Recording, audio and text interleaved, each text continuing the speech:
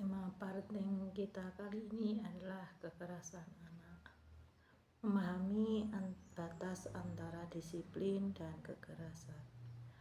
Banyak orang tua terjebak dalam pola asuh lama karena menganggap pukulan atau bentakan adalah cara tercepat untuk membuat anak patuh.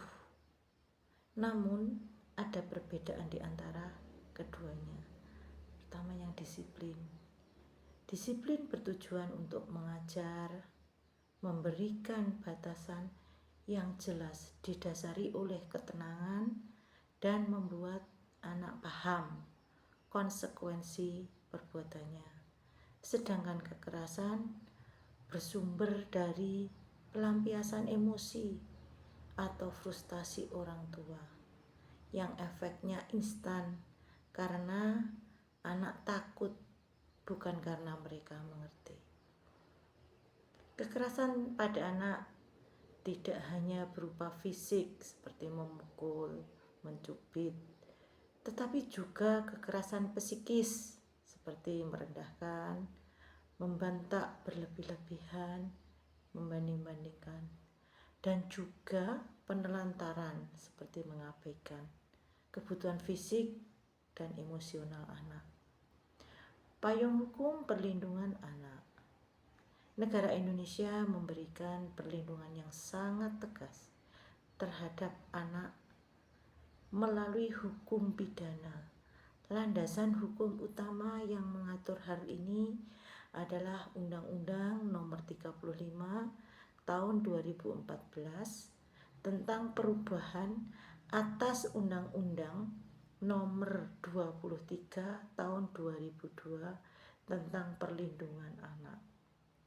Poin-poin penting yang perlu kita ketahui sebagai pengingat bahwa setiap orang dilarang menempatkan, membiarkan, melakukan, menyuruh melakukan, atau turut serta melakukan kekerasan terhadap anak. Jika larangan ini dilanggar, sanksi pidananya tidak main-main yang diatur dalam pasal 80. 1. Kekerasan biasa atau ringan. Pidana penjara paling lama 3 tahun 6 bulan dan atau denda paling banyak 72 juta. 2. Luka berat. Jika anak mengalami luka berat, pidana penjara paling lama 5 tahun dan atau denda paling banyak 100 juta. 3. Meninggal dunia. Jika mengakibatkan anak meninggal, pidana penjara paling lama 15 tahun dan atau denda paling banyak 3 miliar. Catatan penting bagi orang tua. Sanksi pidana di atas ditambah sepertiga jika tindakan kekerasan tersebut dilakukan oleh orang tuanya sendiri, wali, atau pengasuh anak. Hukum memandang orang tua seharusnya menjadi pelindung utama, bukanlah pelaku utama. Solusi nyata yaitu harus mengubah pola asuh tanpa kekerasan. Menghindari kekerasan bukan berarti kita membiarkan anak tumbuh tanpa aturan. Kita bisa menerapkan beberapa solusi untuk membangun positif parenting atau pola asuh positif. Yang pertama, langkah utama, kelola regulasi emosi orang tua.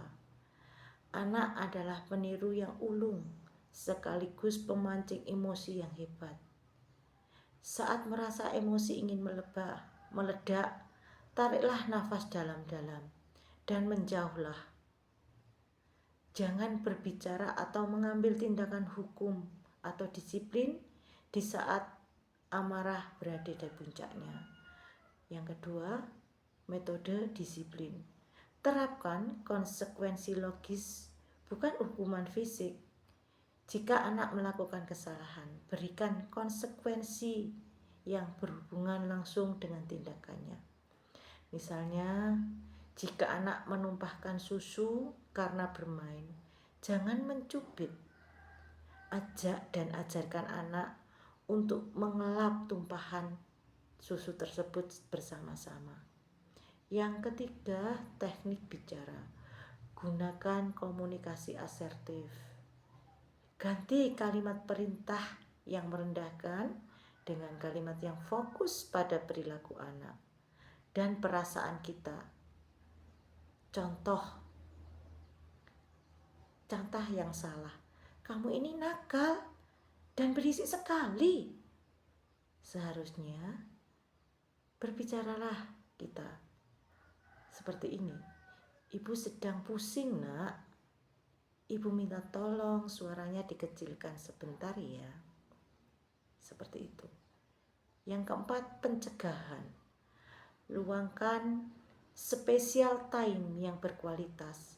Seringkali anak berulah atau mencari masalah hanya untuk mendapatkan perhatian orang tuanya.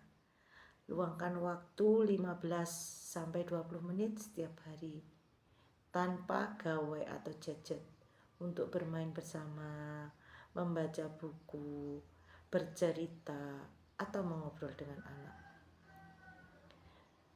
Kita sebagai orang tua tidak membutuhkan kesempurnaan, melainkan kemauan untuk terus belajar dan mengevaluasi diri. Marilah kita jadikan rumah sebagai tempat paling aman bagi anak untuk tumbuh, bukan tempat yang paling mereka takuti.